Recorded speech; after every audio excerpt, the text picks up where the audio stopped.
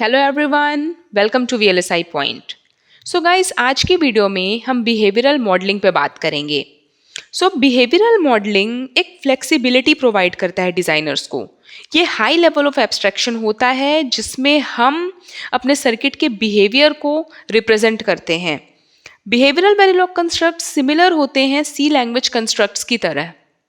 तो आज हम डिटेल में इस पे बात करेंगे। And one more thing guys, वो सभी लोग जो हमारी वीडियोस को देख रहे हैं जिन्हें ये यूज़फुल लगता है, वो अब अपने डाउट्स को कमेंट सेक्शन के साथ साथ हमारे टेलीग्राम ग्रुप VLSI पॉइंट पर भी पोस्ट कर सकते हैं। लिंक मैंने डिस्क्रिप्शन में दे दी है। सो गाइस, ये प्लेटफॉर्म आपके लिए है। आप जितना हो सके इसे यूटिलाइज करो, अपने डाउट्स को पूछो, डिस्कशन करो और प्रोडक्टिव वे में इसका यूज़ करो। तो चलिए अब बिना किसी देरी के आज का वीडियो स्टार्ट करते हैं। सबसे पहले देख लेते हैं आज की वीडियो का ऑब्जेक्टिव। तो सबसे पहले हम पढ़ेंगे स्ट्रक्चर्ड प्रोसीजर, जिसमें हम इनिशियल एंड ऑलवेज ब्लॉक की बात करेंगे। इसके बाद हम प्रोसीजरल असाइनमेंट की बात करेंगे, जिसमें हम blocking and non blocking assignment को समझेंगे। देन हम प्रोसीजरल असाइनमेंट में डिलेज की बात करेंगे और उसके बाद हम begin and and fork join block की बात करेंगे। उसके बाद हम कुछ conditional and multi way branching statement की बात करेंगे। एंड एट लास्ट हम लूपिंग कंस्ट्रक्ट समझेंगे, जिसमें हम while loop, for loop, forever, repeat, अलग अलग तरह के लूप्स को समझेंगे। तो चलिए वन बाय वन स्टार्ट करते हैं। सबसे पहले देखते हैं स्ट्रक्चर्ड प्रोसीजर। तो वेरिलॉग बेसिकली दो टाइप के स्ट्रक्चर्ड प्रोसीजर को सपोर्ट करता है, ऑलवेज एंड इनिशियल। सारे behavioural statement in structured procedure में ही लिखे जाते हैं। ये ब्लॉक्स पैरेलली रन करते हैं, यानी कि ये कॉन्करेंट नेचर के होते हैं। मीन टू से, अगर किसी वेरिलॉग कोड में एक से ज़्यादा ऑलवेज ब्लॉक हैं या एक से ज़्यादा इनिशियल ब्लॉक हैं, तो ये हमेशा पैरेलली एग्जीक्यूट होंगे। ये हमेशा जीरो सिमुलेशन टाइम से स्टार्ट होते हैं और इन ब्लॉक्स में नेस्टिंग अलाउड नहीं होती है, यानी कि हम एक ऑलवेज ब्लॉक के अंदर कभी भी दूसरा ऑलवेज ब्लॉक यूज़ नहीं कर सकते हैं, या एक इनिशियल ब्लॉक के अंदर कभी भी दूसरा इनिशियल ब्लॉक यूज़ नहीं कर सकते हैं। तो अब हम देखते हैं initial statement. Initial statement once executable होते हैं, यानी कि ये सिर्फ एक ही बार एग्जीक्यूट होते हैं और इनका एग्जीक्यूशन स्टार्ट होता है जीरो सिमुलेशन टाइम से, और ये तब तक चलता है जब तक कि लास्ट स्टेटमेंट एग्जीक्यूट ना हो जाए। मल्टीपल इनिशियल ब्लॉक्स की कंडीशन में ये पैरेलली एग्जीक्यूट होते हैं, यानी कि एक से ज़्यादा अगर इनिशियल ब्लॉक हैं तो ये सारे ब्लॉक्स एक ही साथ एग्जीक्यूशन इनका स्टार्ट होता है। अगर मल्टीपल स्टेटमेंट्स हम लिख रहे हैं इनिशियल ब्लॉक के अंदर, तो वहां पर हमेशा हमें बिगिन एंड स्टेटमेंट का यूज करना चाहिए। इसे हम समझेंगे कुछ एग्जाम्पल की हेल्प से। इस एग्जाम्पल में आप देख सकते हो, मैंने एक मॉड्यूल स्टिमुलस लिया है जिसमें मैंने कुछ वेरिएबल्स डिफाइन किए हैं। इसके बाद मैंने इनिशियल ब्लॉक में ये स्टेटमेंट दिया है m = 1 tick B0। अब क्योंकि मैंने यहाँ पर सिंगल स्टेटमेंट लिया है, इसलिए मुझे बिगिन एंड ब्लॉक की यूज करने की जरूरत नहीं है। वैसे ही सेकेंड इनिशियल ब्लॉक में आप देख सकते हो मैंने मल्टीपल स्टेटमेंट लिखा है, यानी कि जब भी मोर देन वन स्टेटमेंट आप लिख रहे हो तो वहां पे आपको हमेशा बिगिन एंड ब्लॉक का यूज करना है। उसी तरह से थर्ड इनिशियल ब्लॉक में भी मैंने बिगिन एंड यूज किया है। And then last initial block में, क्योंकि मैंने सिंगल स्टेटमेंट लिखा है, इसलिए आप डायरेक्टली इसे लिख सकते हो। तो इस तरह से हम अपने वेरिलॉग कोड में इनिशियल ब्लॉक का यूज कर सकते हैं। अब हम समझते हैं always statement. Always statements continuously repeat होते हैं through out the simulation time, और इनका सिमुलेशन स्टार्ट होता है जीरो सिमुलेशन टाइम से। मल्टीपल ऑलवेज ब्लॉक की कंडीशन में इनका पैरेलल एग्जीक्यूशन होता है, यानी कि किसी वेरिलॉग कोड में अगर एक से ज़्यादा ऑलवेज ब्लॉक है तो ये हमेशा पैरेलली एग्जीक्यूट होंगे। अगर ऑलवेज कंस्ट्रक्ट में कोई कंट्रोल नहीं दिया गया है सिमुलेशन टाइम में, तो यहाँ पर डेडलॉक की कंडीशन भी क्रिएट हो जाती है, बिकॉज ऑलवेज स्टेटमेंट का मतलब होता है कि ये कंटिन्यूअसली रिपीट होते रहेंगे, इसलिए हमें स्मार्टली इसका यूज़ करना होता है। अब हम ऑलवेज स्टेटमेंट के लिए भी एक एग्जाम्पल देख लेते हैं। इस एग्जाम्पल में आप देख सकते हो मैंने लिया है मॉड्यूल क्लॉक जनरेशन, देन मैंने रेज टाइप लिया है क्लॉक को। यहाँ पे मैंने इनिशियल और ऑलवेज ये दोनों ही स्टेटमेंट यूज़ किए हैं। इनिशियल स्टेटमेंट में मैंने क्लॉक को असाइन किया है वैल्यू 1 tick B0। इसके बाद ऑलवेज स्टेटमेंट में मैंने लिखा है #10 clock = negation of clock, यानी कि ये जो स्टेटमेंट है ये कंटिन्यूअसली रिपीट होता रहेगा क्योंकि ये ऑलवेज स्टेटमेंट के अंदर लिखा हुआ है। इसके बाद नेक्स्ट इनिशियल में मैंने $finish दिया है 1000 टाइम यूनिट्स के बाद, एंड देन एंड मॉड्यूल। तो इस तरह से आप अपने वेरिलॉग कोड में ऑलवेज स्टेटमेंट का यूज कर सकते हो, बट मेक श्योर कि यहाँ पर कोई भी डेडलॉक की कंडीशन क्रिएट ना हो। अब हम समझते हैं प्रोसीजरल असाइनमेंट के बारे में। तो procedural assignment basically reg, integer, real या फिर टाइम वेरिएबल की वैल्यूज़ को अपडेट करते हैं। एक बार अगर इन वेरिएबल्स को कोई वैल्यू असाइन कर दी जाती है तो ये वैल्यूज़ चेंज नहीं होती हैं जब तक कि हम अनदर प्रोसीजरल असाइनमेंट में इन वेरिएबल की वैल्यूज़ को अपडेट नहीं करते हैं। ये प्रोसीजरल असाइनमेंट कंटिन्यूअस असाइनमेंट से बिल्कुल अलग होते हैं। तो दो टाइप के प्रोसीजरल असाइनमेंट होते हैं, blocking assignment and non blocking assignment. तो वन बाय वन इसे समझते हैं। सबसे पहले देखते हैं ब्लॉकिंग असाइनमेंट। तो ब्लॉकिंग असाइनमेंट को हम इक्वल टू साइन से रिप्रेजेंट करते हैं। ये स्टेटमेंट सिक्वेंशियली एग्जीक्यूट होते हैं, यानी कि हम जिस ऑर्डर में अपने स्टेटमेंट्स को लिखते हैं ये उसी ऑर्डर में एग्जीक्यूट होते हैं, यानी कि सिक्वेंशियल मैनर में एग्जीक्यूट होते हैं। इसमें एक स्टेटमेंट जो है वो नेक्स्ट स्टेटमेंट के एग्जीक्यूशन को ब्लॉक कर देता है, यानी कि जब तक पहला स्टेटमेंट एग्जीक्यूट नहीं हो जाता है दूसरा स्टेटमेंट एग्जीक्यूट नहीं हो सकता है। ब्लॉकिंग असाइनमेंट की कंडीशन में जो डिले वैल्यूज़ होती हैं वो एडिटिव नेचर की होती हैं, क्योंकि सिक्वेंशियल एग्जीक्यूशन होने की वजह से जो डिले वैल्यूज़ होती हैं वो ऐड होती जाती हैं। ब्लॉकिंग असाइनमेंट को procedural assignment and continuous assignment दोनों के साथ यूज़ किया जा सकता है। अब एक एग्जांपल देख लेते हैं ब्लॉकिंग असाइनमेंट के लिए। आप इस कोड में देख सकते हो मैंने यहाँ पर इनिशियल के अंदर मल्टीपल स्टेटमेंट्स लिखा है, इसलिए मैंने यहाँ पर बिगिन एंड यूज़ किया है। अब यहाँ पे मैंने मल्टीपल स्टेटमेंट्स में लिखा है एक्स वाई जेड को मैंने सबसे पहले वैल्यू असाइन की है, इसके बाद मैंने काउंट को वैल्यू असाइन की है, देन मैंने reg a and reg b variable को वैल्यू असाइन की है, उसके बाद कुछ टाइम डिले का यूज़ करके हमने वैल्यू असाइन की है। ये सारे ही असाइनमेंट ब्लॉकिंग असाइनमेंट है, यानी कि ये सीक्वेंशियली एग्जीक्यूट होंगे। जिस ऑर्डर में हमने स्टेटमेंट्स को लिखा है ये उसी ऑर्डर में एग्जीक्यूट होंगे। तो ये तो बात होगी ब्लॉकिंग असाइनमेंट की। अब हम बात करते हैं नॉन ब्लॉकिंग असाइनमेंट के बारे में। तो नॉन ब्लॉकिंग असाइनमेंट को हम लेस देन इक्वल टू के साइन से रिप्रेजेंट करते हैं। ये स्टेटमेंट कॉन्क्यूरेंटली एग्जीक्यूट होते हैं। सबसे पहले राइट हैंड साइड वेरिएबल को हम इवेल्युएट करते हैं एंड देन जो भी डिले वैल्यू होती है उसके बाद हम इसे लेफ्ट हैंड साइड वेरिएबल को असाइन करते हैं। ब्लॉकिंग असाइनमेंट को हम कभी भी कंटिन्यूअस असाइनमेंट स्टेटमेंट के साथ या फिर नेट डिक्लेरेशन में यूज़ नहीं करते हैं। इसे भी हम समझते हैं एक एग्जाम्पल की हेल्प से। तो इस एग्जाम्पल में आप देख सकते हो मैंने यहाँ पर ब्लॉकिंग एंड नॉन ब्लॉकिंग इन दोनों ही असाइनमेंट्स का यूज़ किया है। जब भी आप ये सिंबल यूज़ करते हो लेस देन इक्वल टू, इसका मतलब होता है नॉन ब्लॉकिंग असाइनमेंट। और ये असाइनमेंट हमेशा प्रोसीजरल ब्लॉक यानी कि इनिशियल या ऑलवेज ब्लॉक के अंदर ही यूज़ होते हैं। वैसे तो यहाँ पे मैंने मिक्सिंग की है blocking and non blocking assignment की, बट ये ऑलवेज रिकमेंडेड है कि आप इनकी मिक्सिंग ना करें। एक टाइम पे या तो आप ब्लॉकिंग असाइनमेंट यूज़ करो या फिर आप नॉन ब्लॉकिंग असाइनमेंट यूज़ करो। इनकी मिक्सिंग को हमेशा ही अवॉइड करना। अब हम देख लेते हैं प्रोसीजरल असाइनमेंट में डिलेज कौन कौन से होते हैं। मेनली दो टाइप के डिलेज होते हैं, regular delay and intra assignment delay. Guys मैंने डेटा फ्लो वाले वीडियोस में भी डिले असाइन किया था, वो डिले स्पेसिफिक थे कंटिन्यूअस असाइनमेंट के लिए, और अब जो मैं डिलेज की बात कर रही हूँ ये स्पेसिफिक है प्रोसीजरल असाइनमेंट में डिफाइन करने के लिए। इसलिए आप इन दोनों टाइप के डिलेज को मिक्स मत करना और यहाँ पे कंफ्यूजन क्रिएट मत करना। ये दोनों अलग अलग है। कंटिन्यूअस असाइनमेंट के जो डिलेज होते हैं ये अलग होते हैं और प्रोसीजरल असाइनमेंट के जो डिलेज होते हैं वो अलग होते हैं। तो सबसे पहले हम समझते हैं रेगुलर डिले। तो रेगुलर डिले का मतलब होता है कि इस डिले वैल्यू के पहले हम राइट हैंड साइड वेरिएबल की वैल्यू को इवेल्युएट करते हैं और जो भी डिले वैल्यू दी है उसके बाद ही हम इसे लेफ्ट हैंड साइड वेरिएबल को असाइन करते हैं। यानी कि रेगुलर डिले इंटायर ऑपरेशन को डिले कर देता है। समझते हैं इसे एग्जांपल से। यहाँ पे इनिशियल ब्लॉक के अंदर मैंने बिगिन एंड में लिखा है, सबसे पहले मैंने x को वैल्यू असाइन की है 0, इसके बाद मैंने लिखा है #10 y = 1।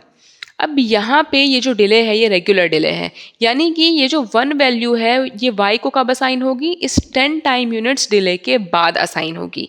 तो इसे ही हम बोलते हैं रेगुलर असाइनमेंट डिले। इसी तरह से आप इस लाइन में देख सकते हो मैंने लिखा है #y x = x+1, यानी कि ये जो x+1 वैल्यू है ये y टाइम यूनिट्स डिले के बाद ही x को असाइन होगी। तो इस तरह से आई होप आपको रेगुलर डिले क्लियर हुआ होगा।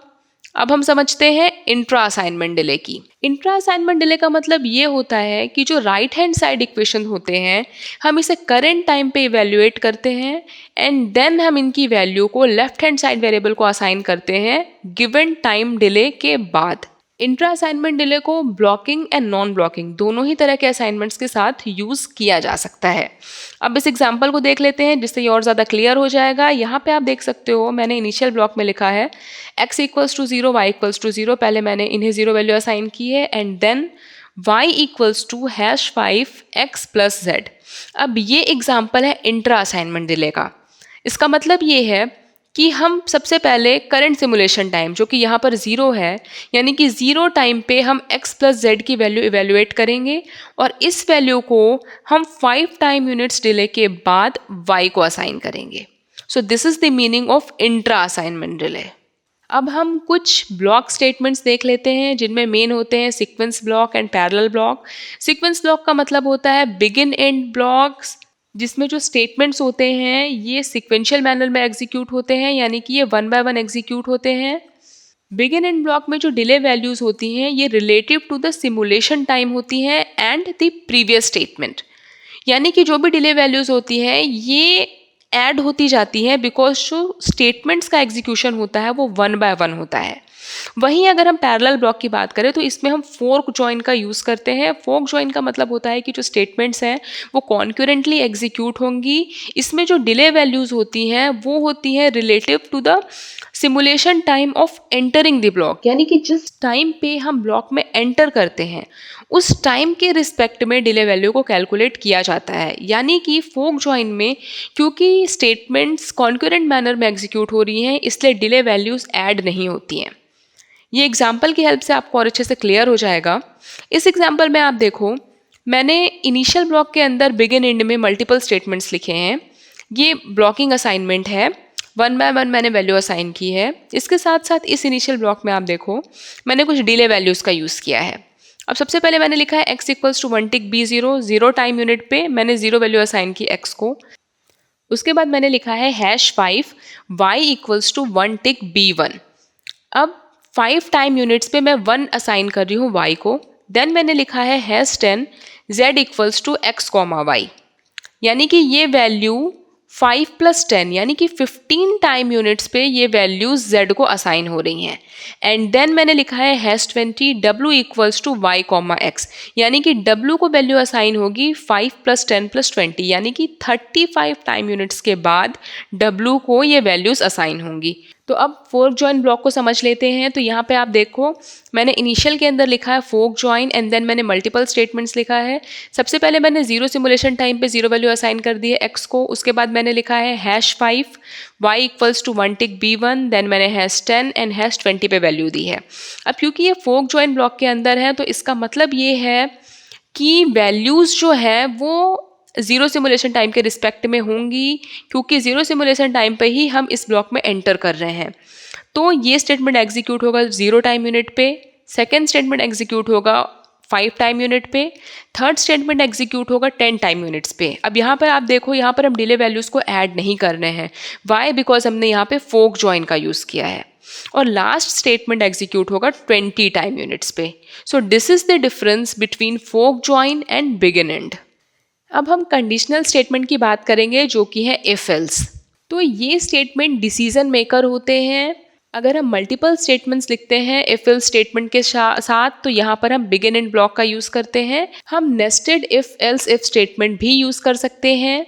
तो एग्जाम्पल की हेल्प से हम समझते हैं कि किस तरह से हम इफ एल्स ब्लॉक को अपने वेरिलॉग कोड में यूज़ कर सकते हैं। बेसिकली 3 टाइप के कंडीशनल स्टेटमेंट होते हैं। सबसे पहला होता है कि जब हम सिर्फ इफ स्टेटमेंट का यूज़ करते हैं, if and then the given condition in parenthesis.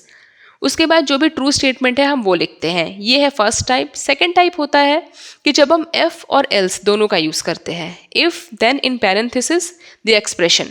अगर गिवन एक्सप्रेशन ट्रू है तो उसके बाद हम स्टेटमेंट लिखते हैं। जो भी स्टेटमेंट होगा वो एग्जीक्यूट होगा अगर कंडीशन ट्रू हुई तो। अदरवाइज जो एल्स के अंदर स्टेटमेंट लिखा होता है वो एग्जीक्यूट होता है। अब थर्ड टाइप के कंडीशनल स्टेटमेंट को देख लेते हैं। तो यहाँ पर हम नेस्टेड इफ एल्स इफ का यूज़ करते हैं। सबसे पहले हम लिखते हैं इफ एंड देन एक्सप्रेशन। अगर ये एक्सप्रेशन ट्रू है तो हमने जो भी स्टेटमेंट लिखा है वो एग्जीक्यूट होगा। अगर ये एक्सप्रेशन ट्रू नहीं है तो वो नेक्स्ट ब्लॉक में जाएगा which is else if. If के बाद अगेन हमने जो एक्सप्रेशन दिया है विच इज एक्सप्रेशन 2, अगर वो ट्रू है तब जो हमने गिवन स्टेटमेंट दे रखा है ट्रू स्टेटमेंट 2 वो एग्जीक्यूट होगा। अगर ये एक्सप्रेशन 2 भी ट्रू नहीं है देन हमने जो थर्ड एक्सप्रेशन दे रखा है एल्स इफ ब्लॉक में एक्सप्रेशन 3 उसे चेक करेगा। अगर ये ट्रू है तो ट्रू स्टेटमेंट 3 जो है ये एग्जीक्यूट होगा, अदरवाइज हमने एल्स के साथ जो डिफॉल्ट स्टेटमेंट लिख रखा है वो एग्जीक्यूट होगा। तो इस तरह से हम नेस्टेड इफ एल्स इफ का यूज़ कर सकते हैं। तो ये तो बात हो गई हमारी कंडीशनल स्टेटमेंट इफ एल्स की। आई होप आपको ये क्लियर हुआ होगा। अब हम देखते हैं multi way branching which is nothing but case statement. अब कई बार ऐसी कंडीशन होती है जहाँ पे हम एल्स इफ का यूज़ नहीं कर सकते हैं क्योंकि कंडीशंस इतनी ज़्यादा होती हैं। ऐसे केसेस में हम हमेशा केस स्टेटमेंट का यूज़ करते हैं। अगर हम मल्टीपल स्टेटमेंट्स लिख रहे हैं केस स्टेटमेंट के अंदर तो यहाँ पे भी हम बिगिन एंड ब्लॉक का यूज़ करते हैं। सिंटेक्स आप देख सकते हो यहाँ पे सबसे पहले आपको लिखना है केस एंड देन आप जो भी एक्सप्रेशन है जिस भी एक्सप्रेशन पे आप केस स्टेटमेंट लगा रहे हो आप वो लिखोगे। इसके बाद हम यहाँ पे डिफरेंट कंडीशन लिखेंगे। इस एक्सप्रेशन की हम जो भी डिफरेंट वैल्यूज़ कंसीडर कर रहे हैं वो हम हर वैल्यू लिखते जाएंगे और उसके करस्पॉन्डिंग जो स्टेटमेंट हम एग्जीक्यूट करना चाहते हैं वो स्टेटमेंट हम लिखेंगे। और सबसे लास्ट में आप एक डिफ़ॉल्ट स्टेटमेंट ज़रूर लिख दो कि अगर कोई भी कंडीशन ट्रू नहीं हुई तब ये जो डिफ़ॉल्ट स्टेटमेंट होगा ये एग्जीक्यूट होगा एंड देन एंड केस।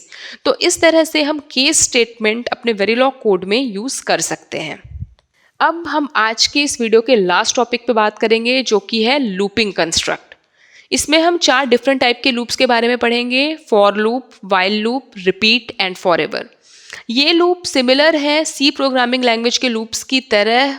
ये लूपिंग स्टेटमेंट हमेशा इनिशियल या ऑलवेज ब्लॉक के अंदर ही यूज़ होते हैं और ये लूप्स डिले वैल्यूज़ को भी कंटेन कर सकते हैं। तो वन बाय वन इसे समझते हैं। स्टार्ट करते हैं वाइल लूप से। तो सबसे पहले समझते हैं वाइल लूप। वाइल लूप का मतलब ये होता है कि वाइल एंड देन पैरेंथेसिस में हमने जो एक्सप्रेशन लिख रखा है तो ये लूप तब तक एग्जीक्यूट होगा जब तक कि गिवन एक्सप्रेशन फॉल्स ना हो जाए। ये मीनिंग होता है वाइल लूप का। अगर मल्टीपल स्टेटमेंट्स हम लिख रहे हैं वाइल लूप में तो यहाँ पे भी हमें बिगिन एंड ब्लॉक का यूज़ करना पड़ता है। वाइल लूप नॉन सिंथेसाइजेबल नेचर के होते हैं। अब इसे एग्जाम्पल से समझते हैं। इस एग्जाम्पल में आप देख सकते हो मैंने इनिशियल के अंदर बिगिन एंड ब्लॉक में लिखा है काउंट इक्वल्स टू 0। सबसे पहले मैंने इसे 0 वैल्यू असाइन की है। इसके बाद मैंने यहाँ पे वाइल लूप यूज़ किया है। वाइल एंड देन पैरेंथेसिस में मैंने ये एक्सप्रेशन लिखा है। एक्सप्रेशन क्या है? Count is less than 128। अब इस वाइल लूप का मतलब ये होता है कि जब तक ये गिवन एक्सप्रेशन फॉल्स ना हो जाए तब तक ये लूप चलता रहेगा। और इस लूप के अंदर हमने क्या स्टेटमेंट लिखा है? बिगिन एंड के अंदर हमने लिखा है dollar display and count equals to count plus 1। तो ये count equals to count plus 1 plus ये डॉलर डिस्प्ले ये चलते रहेंगे जब तक कि ये वाइल स्टेटमेंट जो है काउंट इज लेस देन 128 ये फॉल्स ना हो जाए। तो ये तो बात हो गई वाइल लूप की। अब हम समझते हैं फॉर लूप को। फॉर लूप में 3 इंपॉर्टेंट पार्ट होते हैं, initialization, termination and then increment और डिक्रीमेंट। ये फॉर लूप वाइल लूप के कंपैरिजन में ज़्यादा कॉम्पैक्ट लूप स्ट्रक्चर प्रोवाइड करते हैं। जैसा कि आप इस सिंटेक्स में देख सकते हो, सबसे पहले मैंने लिखा है इंटीजर एंड देन मैंने अपना ये इंटीजर वेरिएबल डिफाइन कर दिया। इसके बाद मैंने इनिशियल ब्लॉक में लिखा है फॉर एंड देन सबसे पहले आपको इनिशियलाइज करना है अपने वेरिएबल को, देन आपको इनका टर्मिनेशन देना है और उसके बाद आप इसके इंक्रीमेंट या डिक्रीमेंट जो भी आप करना चाहते हो वो डिफाइन करना है। और उसके बाद इस लूप के लिए आप जो स्टेटमेंट लिखना चाहते हो वो स्टेटमेंट आप यहाँ पे लिख सकते हो। तो इस तरह से आप अपने वेरिलॉग कोड में फॉर लूप का यूज़ कर सकते हो। अब हम समझते हैं रिपीट। तो रिपीट लूप की अगर बात करें तो ये एक फिक्स्ड नंबर ऑफ टाइम के लिए ही रिपीट होते हैं। यानी कि जब भी कोई ऐसी कंडीशन हो जब हम किसी पर्टिकुलर स्टेटमेंट को एक फिक्स्ड नंबर ऑफ टाइम के लिए ही रिपीट करना चाहते हैं तो उसके लिए हम रिपीट लूप यूज़ कर सकते हैं। रिपीट के लिए हमको किसी भी पर्टिकुलर एक्सप्रेशन की नीड नहीं होती है। रिपीट लूप हमेशा एक नंबर को कंटेन करता है और उतने ही टाइम्स ये उस लूप को रिपीट करता है। इस सिंटेक्स में जैसा कि आप देख सकते हो, सबसे पहले मैंने लिखा है इनिशियल, देन बिगिन एंड के अंदर मैंने लिखा है सबसे पहले काउंट की वैल्यू है 0, देन लिखा है मैंने रिपीट 128।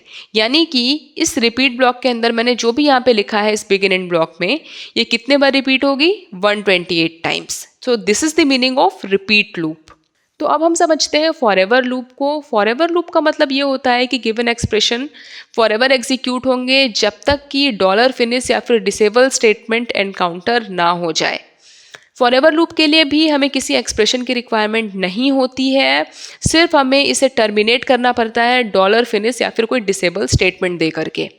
इस सिंटेक्स में आप देख सकते हो सिंपली मैंने लिखा है initial, then begin end block में मैंने लिखा है क्लॉक की वैल्यू सबसे पहले दी है मैंने 0 एंड देन मैंने फॉरएवर लूप का यूज़ करके लिखा है #10 clock equals to negation of clock. तो ये क्लॉक जो है वो निगेट होता रहेगा हर 10 टाइम यूनिट्स में, क्योंकि मैंने यहाँ पे फॉरएवर लूप यूज़ किया है, जब तक कि फर्दर मैं इस कोड में कोई डॉलर फिनिश या फिर डिसेबल स्टेटमेंट यूज़ नहीं कर लेती। So this is the meaning of forever loop.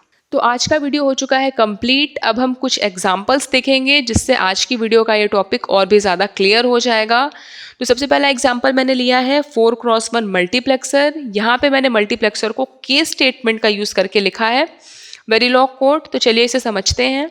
सबसे पहले मैंने लिखा है मॉड्यूल, देन आप लिखोगे मॉड्यूल नेम, उसके बाद सारे इनपुट आउटपुट पोर्ट्स, उसके बाद कर देना है पोर्ट डिक्लेरेशन एंड देन मैंने लिया है ऑलवेज ब्लॉक, ऑलवेज एट, और उसके बाद ये है सेंसिटिविटी लिस्ट।